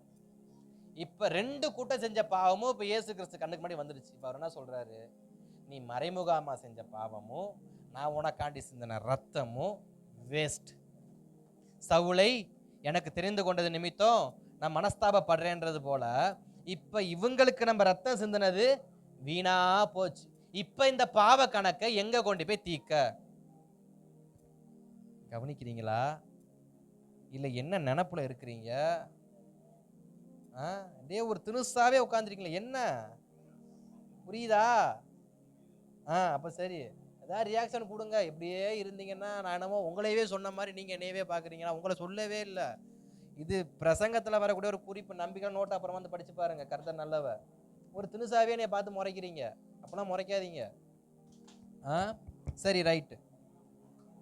இப்ப தாவீது கிட்ட வந்து கேக்குறாங்க, தாவீது அன்னைக்கு நீ பச்சைபால்ட்ட பாவம் செஞ்சியாமே, உண்மையா? ஆமா. நீடா பெரிய யோக்கிய நாட்டம் பெட்டியை தூக்குறதுக்கு பிரமாணத்தெல்லாம் வாசிச்சுக்கிட்டு அப்படி இப்படின்னு பண்ணிட்டு இருந்தியே, என்னடா இப்படி ஒரு அருவருப்பான காரியத்தை செஞ்சிருக்கிற? உனது ஏற்கனவே 3 பொண்டாட்டி இருக்கே, அப்புறம் அவன் பொண்டாட்டி நீ தேடி போனான்னு கேட்டா என்ன பதில் சொல்றது? இப்ப எப்படி தூசணை வருது? நான் செஞ்ச அந்தரங்கம், நான் செஞ்ச என் சுய பாவம், நான் செஞ்ச என் சுய விருப்பம் இப்ப எங்க கொண்டு போய் விட்டுருக்குன்னா, தேவனுடையதான நாமத்தை சத்துருக்கள் தூஷிக்கிறாங்க. இவங்க யாருன்னா, இயேசுநாதரை பத்தி தெரியாது, ஆனா சர்ச்சுக்கு போறவங்க நல்லவங்கன்னு மட்டும் தெரியும். இது ஒண்ணு. 2வது கூட்டம். இந்த ரட்சிக்கப்பட்ட கூட்டத்திலேயே இயேசு கிறிஸ்து கொஞ்சம் ஆப்போசிட்டா பேசுவாங்க பாருங்க. சில பேர் இருக்கிறாங்க பாத்தீங்களா? இவங்க யார் தெரியுமா? ஆரோன் கூட இருந்த மீரியாமும் ஆரோனும், மோசே கூட இருந்த மீரியாமும் ஆரோனும் கூடவே இருப்பாங்க, குழி பறிப்பாங்க. இப்ப ரட்சிக்கப்பட்ட சபைக்குள்ளேயே சில பேர் என்ன பண்ணுவாங்க? இருப்பாங்க. இவங்க எப்படிப்பட்டவங்கன்னா, இவங்களுக்கு ரட்சிப்பு அந்த அளவுக்கு முக்கியம் கிடையாது. இவங்களுக்கு கிறிஸ்தவனா மட்டும்தான் இருக்கணும் முக்கியம். ஜஸ்ட் பெயர் கிறிஸ்தவனா இருக்கும். ஞாயிற்றுக்கிழமை சர்ச்சுக்கு போவாங்க, வீட்டில் வந்து பெரிய இயேசுநாதர் போட்டோ வச்சிருப்பாங்க, கார்ல ஒரு சின்னதாக ஒரு வசனம் ஓட்டியிருப்பாங்க. இவங்கெல்லாம் யாரு? பெயர் கிறிஸ்தவங்க. இப்ப இந்த பெயர் கிறிஸ்தவன் அவன் தன்னை வெளிப்படுத்தி, நான் பெயர் கிறிஸ்தவன் தன்னை வெளிப்படுத்திக்கிட்டான். யாரு? ஏற்கனவே நான் கிறிஸ்தவன் இல்லைன்னு சொல்லி, அதாவது கிறிஸ்தவன் அடையாளம் காட்டாம ஒருத்தன் வாழ்ந்துட்டு இருக்கான் பாத்தீங்களா? அந்த கூட்டத்தில் இருக்கிறவன், நான் கிறிஸ்தவன் தான், பட் எனக்கு இதெல்லாம் பிடிக்காது. நான் சர்ச்சுக்கு போவேன், பட் நான் கிறிஸ்மஸ் நியூ இயர் போவேன், இதெல்லாம் பிடிக்காது. நான் எப்பயுமே நமக்கு ஜாலியாக இருக்க தான் பிடிக்கும், நமக்கு ஃபன் பண்ண தான் பிடிக்கும்னு சொல்லிட்டு ஒரு கூட்டம் இருக்கும் பார்த்தீங்களா? அந்த கூட்டத்தில் இருக்க ஒரு டைம் கேட்குறான், நீ ரொம்ப யோக்கியனாச்சு, நீ எப்படி பாவம் செஞ்ச? இப்போ இவன் என்ன சொல்லுவான்? என்ன தேவன் நீங்கெல்லாம் இன்னத்துக்கு அடிச்சு போட்டுருக்கிறதில்ல, இதுவே நான் செஞ்சப்ப என்னை என்ன அடி அடிச்சிங்க, அவன் செஞ்சிருக்கான் விட்டீங்கன்னு யார் தூசணம் பண்ணுவான்? ரட்சிக்கப்பட்ட கூட்டத்திலேயே ரட்சிப்பின் அனுபவம் இல்லாத ஒருத்தன் குறை சொல்ல ஆரம்பிப்பான். இப்ப அவனும் தேவ பார்வையில யாரு தான்? சத்துருக்கள் தான். இப்ப 3வதா ஒருத்தன் வரான். இவன் யாருன்னா, இப்படிப்பட்ட அங்கீகாரத்தெல்லாம் வெறுக்கக்கூடியவர்கள், அதாவது கடவுளே இல்லை என்கிற கொள்கை உடையவர்னு வச்சுக்கோங்களேன். அவங்களுக்கு பக்தி கிடையாது, அவங்களுக்கு பயபக்தி கிடையாது, அவங்களுக்கு தெரிஞ்சதெல்லாமே ஒழுக்கம் மட்டும்தான், அவங்களுக்கு தெரிஞ்சதெல்லாம். இப்ப அவங்க என்ன பண்ணுவாங்க? அவங்களுக்கு தேவ பக்தி தெரியாது, தேவனை ஆராதிக்க தெரியாது, அவங்களுக்கு தெரிஞ்ச ஒழுக்கமுள்ள வாழ்க்கைய வாழணும்னு சொல்லுவாங்க. இப்ப அவன் என்ன சொல்லுவான்? இவன் சர்ச்சுக்கு போய் என்னத்தை கிழிச்சானோ, இதைத்தான் சர்ச்சில் சொல்லி கொடுத்தாரு அவங்க பாஸ்டர்னு சொல்லி யாரை கேட்பாங்க? என்னைய மாதிரி பிரசங்கம் பண்ண பாஸ்டர் தான் கேள்வி கேட்பாங்க. நீங்க பண்ற பார்த்துக்கு நாங்களாம் பழி வாங்கணுமா? சொல்லுங்க பாப்போம். இப்படி யாருங்க எனக்கு எதுவும் வாங்கி கொடுத்தா அந்த மாதிரி பேர் வாங்கி கொடுத்துருக்கீங்களா? எத்தவங்க பாஸ்டர் சொல்லி கொடுத்தான்னு யாரும் அவங்கள பத்தி கேட்டாங்களா? கேட்டா நான் உங்க பாஸ்டர்னே சொல்லிருங்க. தயவு செஞ்சு எங்க பாஸ்டர் பேர் மோகன்ராஜ்னு தயவு செஞ்சு சொல்லிடாதீங்க. அவர் யாரே தெரியாது, சபிச்சு சத்தியம் கூட பண்ணிருங்க. ஏசுநாத நானும் மன்னிச்சு விட்டுறேன். எங்கேயாவது இந்த மாதிரி சிக்கலை சிக்கிட்டு எங்கள் பாசிட்டிவ் பேர் மோகன் அப்படின்னு என் பேரை சொல்லி அவன் என்னையை கூப்பிட்டு அசிங்கப்படுத்துறதுக்கு நான் சும்மாவே என்ன பண்ணிடுவேன். கர்த்தர் நல்லது. இப்ப இவங்கெல்லாம் சேர்ந்து தூஷிக்க யாரு இப்ப காரணமாயிட்டா?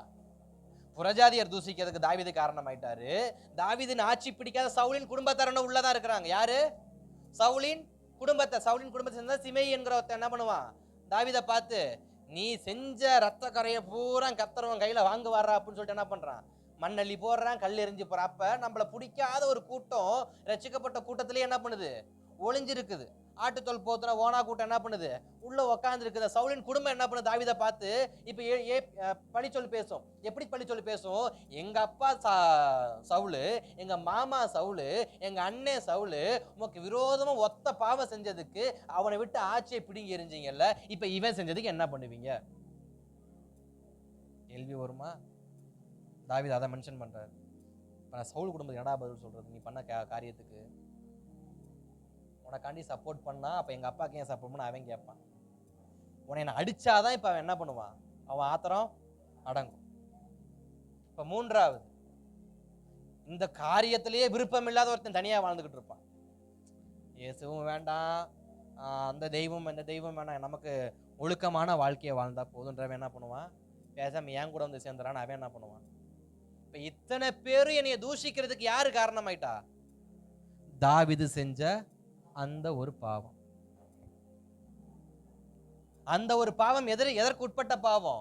பிரமாணத்தை மீறியதான பாவம், தேவ உடன்படிக்கையை மீறிய பாவம், தேவனுடைய ரத்தத்துக்கு மீறின பாவம், தேவன் நம்மோடு வைத்திருந்த அங்கீகாரத்துக்கு மீறின பாவம். இன்றைக்கும் நாம் செய்கிற சில காரியங்கள் தேவனுடைய உடன்படிக்கை பெட்டியை மீறும் என்றால், தேவனுடைய பிரமாணத்தை மீறும் என்றால், நாமும் இப்படிப்பட்ட தூஷணைக்கு உட்பட்டவர்களா இருப்போம். நம் குடும்பத்தின் மேலும் பட்டயம் வரும்.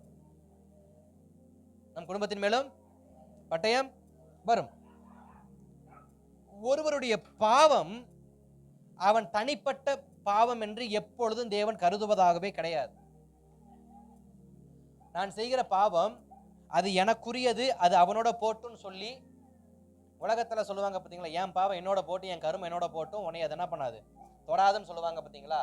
தேவ பார்வையில நம்முடைய பாவம் நம்மை சேர்ந்தது அல்ல. நம்முடைய பாவத்தின் விளைவு யாரை சார்ந்தது? நம்முடைய குடும்பத்தை சார்ந்தது.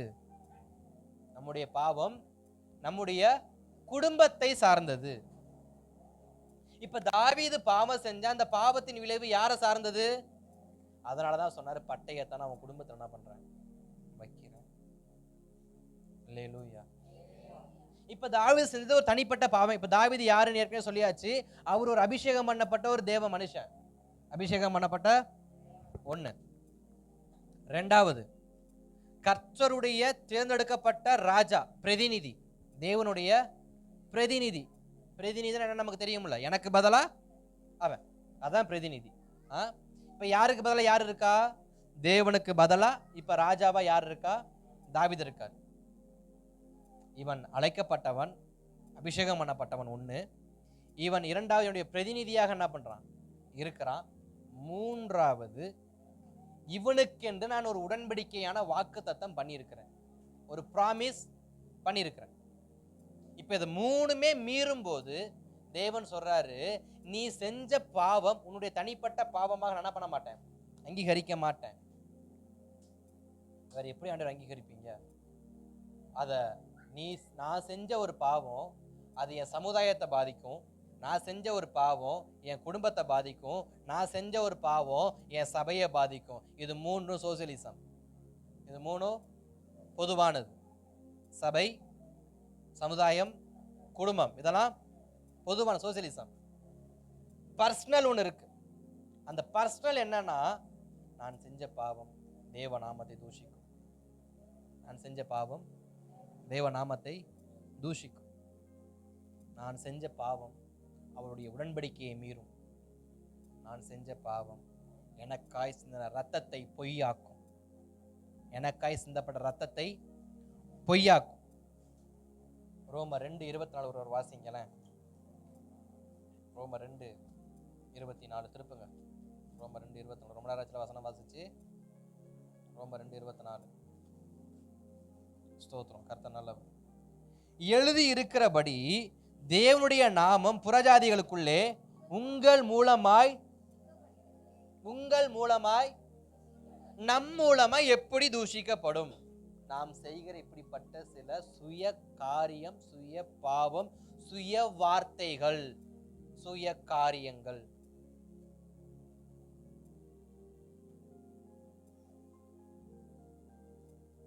அப்ப நான் எந்த இடத்துலயும் யாருக்கு விரோதமா பாவம் செய்யக்கூடாது? பரிசுத்த ஆவியானவருக்கு விரோதமாகவும் தேவ நாமம் தூஷிக்கப்படும்படியாக நான் என்ன பண்ணக்கூடாது? பாவம் செய்யக்கூடாது. இப்ப நான் சொல்ல போற ஒரு வார்த்தை அருந்த பழசான வார்த்தை தான். ஆனாலும் ஆவியானவர் ஏவுறார். நான் சொல்றேன், கர்த்தர் நல்லவர். எக்காரணத்துக்கு கொண்டும் ரட்சிக்கப்பட்ட தேவ பிள்ளைங்க விக்கிரக ஆலயத்துக்குள்ள நீங்க போறதை தவிர்க்கிறது நல்லது. விக்கிரக ஆலயத்துக்கு போறது தவிர்க்கிறது நல்லது. இரண்டாவது, விக்கிரக ஆலயத்துக்கு போய் கிடைக்கிற நன்மையை பெற்றுக்கொள்ளாமல் இருப்பது அதை விட ரொம்ப நல்லது. விக்கிரக ஆலயத்துக்கு போய் அங்கிருந்து வரக்கூடிய நன்மையை பெற்றுக்கொள்ள நினைக்கிறத தவிர்க்கிறது ரொம்ப நல்லது. மூன்றாவது, விக்கிரகத்துக்கென்று எந்த ஒரு பொருத்தனையும் நீங்க செய்யாதீங்க. அது உங்க குடும்பத்துக்கு நல்லது. அல்லேலூயா. இது ரொம்ப பழைய வார்த்தை தான். ஆனாலும் இதை யாரும் இன்றைக்கு கடைபிடிக்கிறது இல்லை. நம்முடைய வாழ்க்கையில யாரும் அதை என்ன பண்றது இல்லை, அதை ஒரு பொருட்டாவே நினைக்கிறது இல்லை. அது யாரை பாதிக்குது? விக்கிரகத்துக்கு போய் விக்கிரகத்துக்கு முன்னாடி நின்று நமஸ்கரிக்கிறப்ப, அதுக்கு முன்னாடி கையெடுத்து கும்புறப்ப, கன்னத்துல போடுறப்ப, தோப்புக்கரணம் போடுறப்ப, கயிறு கட்டுறப்ப, எதையாவது எடுத்து வீட்டுல வச்சு ஓதுன்னு ஓதுறப்ப யாரை பாதிக்குது? பட்டயம் எங்க வருது? ஏன்? நீ என்னுடையவன். ஊர்ல இருக்கமே செஞ்சா அது ஊரோட போயிடும். நீ செஞ்சனா அது உன் வீடு வரைக்கும் வரும். புரியுதா யாருக்காவது? ரட்சிக்கப்படாதவன் செஞ்சா அது ஊர் எல்லையோட போயிடும். ஆனா ரட்சிக்கப்பட்ட நான் செஞ்சா அது என் வீடு வரைக்கும் வரும். ஏன்னா பட்டயம் எங்க வருது? வீட்டுக்கு, குடும்பத்துக்கு.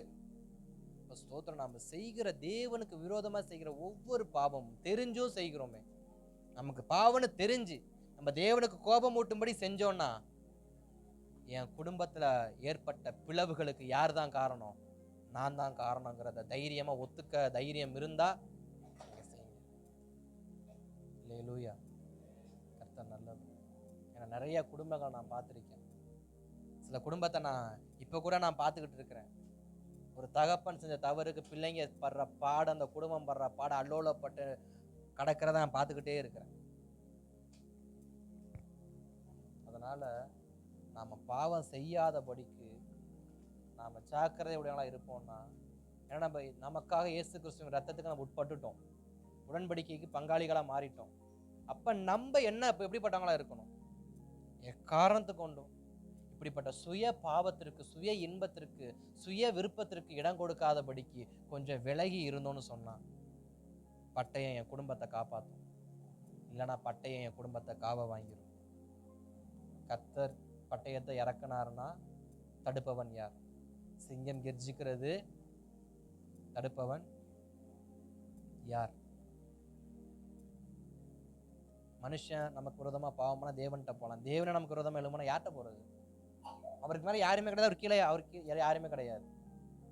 ஸ்தோத்திரம். எப்பொழுதும் நம்முடைய வாழ்க்கையில தேவனுக்கு விரோதமாய் பாவம் செய்வதை நிறுத்துவது நமக்கு நல்லது. அப்படி பாவம் செஞ்சா பட்டயம் எதுல வந்து விழுகும்? என் குடும்பம். அது என் வாக்கு தத்துவம். ஒண்ணு என் குடும்பம், இன்னொன்னு அது என் வாக்கு தத்துவம். ஏன் நிறைய நேரத்தை நம்முடைய வாக்கு தத்துவம் நிறைவேறாம இருக்கு? நம்முடைய பாவம் தான் காரணம். நம்முடைய சுய காரியம் தான் காரணம். நம்ம சுயமா உட்காந்து முடியோட வைராக்கியமா உட்காந்துருக்கோம். நான் பேச மாட்டேன், நான் வாங்க மாட்டேன், நான் சேர மாட்டேன், நான் எடுத்துக்க மாட்டேன், அவன் வேணா வரட்டும், அவனுக்கு தானே தேவை. நான் இது எல்லாமே எதை தான் உருப்புறது? சுயம். அவங்கிறதும் நாங்கிறதும் சுயம்தான். அவன் வரட்டும்னா அதுவும் என் சுயத்தை தான் வெளிப்படுத்துது. நான் ஏன் போகணும்னு கேட்டாலும் அதுவும் என் சுயத்தை தான் வெளிப்படுத்துது. அதனால இதெல்லாம் தூக்கி எறிஞ்சிட்டு வாக்கு தத்த நிறைவேறுவதற்கு வாழ்க்கையை ஒப்பு கொடுத்து வாழ்ந்தா நம் குடும்பத்தில் இருக்கிற பட்டயம் என்ன பண்ணும்? பட்டயம் வராம இருக்கும். விலகவும் இல்லை, பட்டயம் வராம இருக்கும். வாக்கு தத்தம்ல பட்டயம் என்ன பண்ணாம இருக்கும்? வராம இருக்கும். ஸ்தோத்திரம். கர்த்தர் நல்லவர். நேரம் ரொம்ப அதிகமாயிருச்சு, இன்னும் நிறைய காரியம் இருக்கு. சாயந்தரம் எல்லாவரையும் என்ன பண்ணுவோம், நம்ம பார்ப்போம். அல்லேலூயா. சாயந்தரம் 9 மணி 10 மணிக்கு வீட்டுக்கு போனால் ஒன்றும் பிரச்சனை இல்லையே, 9 மணிக்கே போகணும். சரி, கர்த்தர் நல்லவர். ஏன்னா ஸ்தோத்திரம், பிரசங்கம் போகிற கோணத்தை பார்த்தா இந்த பிரசங்கம் இன்னைக்கு முடியாது போல. கர்த்தர் நல்லவர். அதனால ஸ்தோத்திரம். நம்முடைய வாழ்க்கையில என்றைக்கும் தேவனுக்கு விரோதமாக பாவம் செய்வதற்கு நம் இருதயம் துணியக்கூடாது. ஒன்று, யாத்திராகம 20ஆம் அதிகாரத்தில் இருக்கிற 10 கட்டளையை மறந்துடாதீங்க தயவு செஞ்சு. 10 கட்டளை தான், 10 கட்டளை தான், ஃபாலோ பண்ணிடுங்க. பாஸ்டா அதை இயேசு கிறிஸ்து தூக்கி போட்டு தான் புதிய ஏற்பாடுக்கு வந்துட்டார்ல பாஸ்டா, அப்போ புதிய ஏற்பாட்டை ஃபாலோ பண்ணுங்க. என்னை கேட்ட ரெண்டையுமே ஃபாலோ பண்ணுங்க. 10 கட்டளை எடுத்துக்கங்க. பிறருக்கு விரோதமாக எதுவும் செஞ்சிடாதீங்க. உங்கள் சொந்த சரீரத்தை நேசிக்கிறது போல் பிறர் என்ன பண்ணுங்க, நேசிங்க. உன் தேவனையே கர்த்தரிடத்தில் முழு இதயத்தோடு முழு ஆத்மாவோடு அன்பு கூறுகிற அந்த 2 கட்டளையும் ப்ளஸ் 10 கட்டளை. இந்த 12 கட்டளைகளை 12 சீஷர்களைப் போல, 12 அப்போஸ்தலர்களைப் போல, 12 கோத்திர பிதாக்களைப் போல அந்த 12 என்ன பண்ணு மனசில் பதிய வச்சு, இதுக்கு விரோதமாக நான் செஞ்சுருந்தா இன்னைக்கே போய் தேவ சமூகத்தில் என்ன பண்ணுங்க, சரண்டர் ஆயிருங்க. சரண்டர் ஆகனா, ஏன்னா பாவம் தேவனுடைய சாட்சிக்கு எதிரான விளைவுகளை கொண்டு வரும்.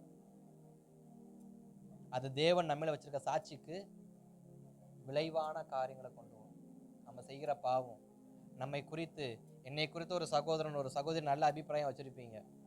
நம்ம சர்ச்சு பாஸ்ட் ஓகே, நம்ம பாஸ்ட் இப்படி தான் அப்படின்னு. நான் செஞ்ச பாவம் அம்பலம் ஆகிறப்பீங்கன்னா நினைப்பீங்க, முதல்ல கெட்டு போகிறது எதுதான்? சாட்சி. நம்ம பாஸ்டர் நல்லவர்னு நினைச்சோம், மனுஷன் இவ்வளவு கேவலமானவனா இருப்பான்னு என்ன பண்ணல, நினைச்சு கூட பார்க்கலையே அப்படின்னு நம்ம என்ன பண்ணுவோம்? அப்போ எங்காவது கெட்டு போகுது சாட்சி. நான் செய்கிற பாவம் அது என்னைய மட்டும் கெடுக்காது, தேவன் மேல் இத்தனை நாள் நான் வைத்திருந்த சாட்சி நான் செய்த ஒற்றை பாவத்தின் நிமித்தம் கெட்டு போகுதுன்னா, அப்படிப்பட்ட சுய விருப்பம் என்னதுக்கு எனக்கு? அப்படிப்பட்ட சுய வாழ்க்கை எதுக்கு? நமக்கு எல்லாமே கர்த்தர் இருக்கிறாரு, நம்ம கேட்குறதெல்லாம் கர்த்தர் கொடுக்குறாரு, அப்புறம் எதுக்கு? அதனால தேவ சமூகத்தில் ஆண்டவரே, என் வீட்டு மேலே பட்டயம் இருக்கு, என் வாக்கு தத்துவத்து மேலே பட்டயம் இருக்கு, ஆனாலும் எனக்கு நீங்கள் உதவி செய்யுங்க. சத்துருக்கள் தூஷிக்க நான் காரணமாயிட்டேன். என் பேச்சு, என் வாய் ஒழுங்கான வாய் இல்லை தான். என் வாய் ஆத்திரத்தில் நிறைய கெட்ட வார்த்தை பேசுகிற வாய் தான். ஆனால் இன்னைக்கு என் வாய்க்கு காவல் வைங்க. நான் சண்டைன்னு வந்துட்டு முதல்ல நான் தான் குடத்தை தூக்கிட்டு நிற்பேன். மன்னிங்க. எங்கள் அப்பா என்னை திட்டினா எனக்கு என்னால் பொறுத்துக்க முடியாது. எங்கள் அப்பாவை நான் என்னையான்னு கேட்காம நான் விட மாட்டேன். என்னை மன்னிங்க. அப்படி சின்ன சின்ன நம் சுயத்தை, நம் பெருமையை காண்பிக்கிறதுனால வரக்கூடிய அனைத்து பாவங்களும் நம் மேல், நம் குடும்பத்தின் மேல் பட்டயத்தை கொண்டு வரும், நம் வாக்கு தத்தின் மேல் பட்டயத்தை கொண்டு வரும். அதனால் தேவ சமூகத்தில் கொஞ்சம் ஒப்பு கொடுத்து ஜெபம் பண்ணி முடிச்சிடலாமா? தேவ சமூகத்தில் அப்படியே முழங்கால் படிக்கிட்டு தயவு செஞ்சு ஜபோன்னு சொன்னால் உங்கள் பைபிளை உங்கள் பேக்கை கொண்டு எங்கேயாவது தூக்கி போட்டு ஃபஸ்ட்டு ஜபத்தில் முட்டி போடுங்க. ஜபம் பண்ண சொன்னாதான் உட்காந்து அசாம்பாக்கவர் எடுத்து உட்காந்து அங்கே எழுதிட்டு இருக்கீங்க காணிக்க. சில பேர் அப்போ தான் மும்மரமாக உட்காந்து பேக் பண்ணுறீங்க. ஏன் தூக்கிட்டா போகிறாங்க உங்கள் பையெல்லாம்? யாராவது தூக்கி ஓரமாக போட்டு ஜபோன முழங்கால் போட பழகுங்க. ஜபோன்னு சொன்னால் முதல்ல ஜெபிக்க பழகுங்க. ஒன்று எழுதுறது, இல்லை ஏஞ்சி வெளியில் போயிடுறது, இல்லைன்னா உட்காந்து வேறு ஏதாவது என்ன பண்ணுறது, உட்காந்து செய்கிறது. இதுதான் ஜபத்துக்கு கொடுக்குற முக்கியத்துவமா? இந்த பாவத்திலிருந்து முதல்ல நம்ம வெளியில் வருவோம். தேவ சமூகத்தை நோக்கி, ஆவியானவரே, ஆவியானவரே, உடைய சமூகத்தில் வருகிறோம், உடைய சமூகத்தில் வருகிறோம், உடைய சமூகத்தில் வருகிறோம், உடைய சமூகத்தில் வருகிறோம்.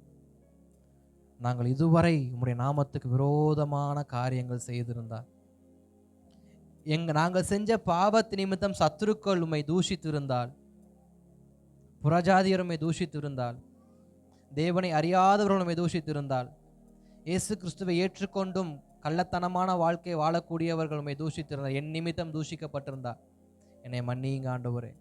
நான் உம்முடைய நாமத்துக்கு தூஷணம் உள்ளவனாக நான் செய்திருந்த காரியங்களுக்கெல்லாம் நீ மன்னிப்பு கேட்குறேன்ப்பா. நான் அநேக நேரம் என் நண்பர்கள் என்கிட்ட கேட்டாங்க, நீ கிறிஸ்தவன் தானே, நீ ஏன் இப்படி பண்ற, இப்படி பேசுற?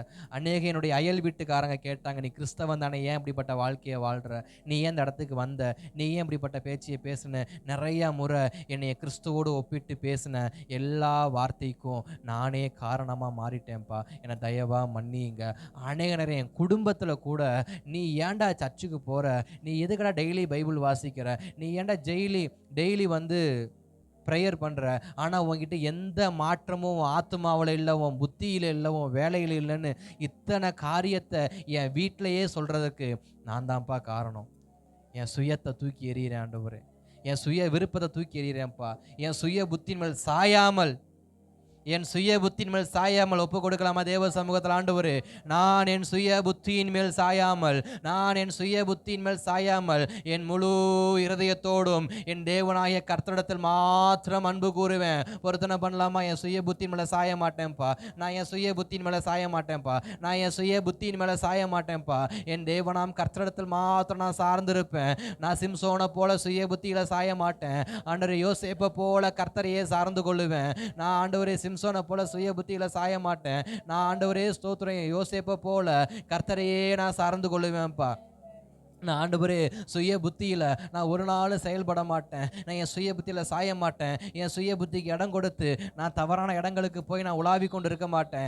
என் சுய புத்திக்கு இடம் கொடுத்து நான் தவறான நேரங்களில் போய் சில இடங்களை உலாவி கொண்டு இருக்க மாட்டேன். என் சுய புத்திக்கு இடம் கொடுத்து நான் தனிமையை விரும்பி தனிமையில் அந்தரங்கமாக சுற்றிக்கிட்டு இருக்க மாட்டேன். நான் என் சுய புத்திக்கு இடம் கொடுத்து என் கையில் இருக்கிற செல்ஃபோனை அளவுக்கு மீறி நான் நோண்டி எங்கேயும் போய் பார்க்க மாட்டேன். என்னை ஒப்பு கொடுக்குற ஆண்டவர், என்னை ஒப்புக்க என் சுய புத்தியில் சாராதபடி எனக்கு உதவி செய்யுங்கப்பா. என் சுய புத்தியில் சாராதபடிக்கு உதவி செய்யுங்கப்பா. நான் என் சுய புத்தியில் சார்ந்து என்றைக்கும் விக்கிரகத்துக்கு முன்னாடி போய் நின்ற மாட்டேன். என் சுய புத்தின் மேலே சாய்ந்து ஆண்டவர் என்றைக்கும் விக்கிரகத்தால் உண்டாகிற நன்மையை நான் ஆண்டவரை போய் பெற்றுக்கொள்ள மாட்டேன். என் சுய புத்தின் மேல் சாய்ந்து விக்கிரகத்துக்கு நான் எந்த ஒரு பொருத்தனையும் நான் பண்ண மாட்டேன். ஆண்டவரே, நான் அதற்கு பயப்படவும் மாட்டேன், அதன் மேலே விசுவாசம் வைக்க மாட்டேன். என் முழு இருதயத்தோடு, என் முழு ஆத்மாவோடு என் தேவனாகிய கர்த்தரிடத்திலே நான் அன்பு கூறுவேன்ப்பா. என்ன உமது கரத்தில் ஒப்பு கொடுக்குறேன், என்ன உமது கரத்தில் ஒப்பு கொடுக்குறேன், என்ன உமது கரத்தில் ஒப்பு கொடுக்குறேன், என்ன உமது கரத்தில் ஒப்பு கொடுக்குறேன். என் சுய புத்தியின் மேல் சாயாமல் இருக்க உதவி செய்யுங்கப்பா. என் சுய புத்தி, என் சுய சித்தம், என் சுய விருப்பம் தேவனுடைய பிரமாணங்களை மீறி இன்றைக்கு தேவ தூஷணத்துக்கு கொண்டு வந்திருக்கு. எனக்கு அந்த சுய விருப்பம் வேண்டாம், சுய சித்தம் வேண்டாம். என்னை கீழ்ப்படிய பண்ணுகிறேன்ப்பா, என்னை கீழ்ப்படிய பண்ணுகிறேன்ப்பா, என்னை கீழ்ப்படிய பண்ணுகிறேன்ப்பா.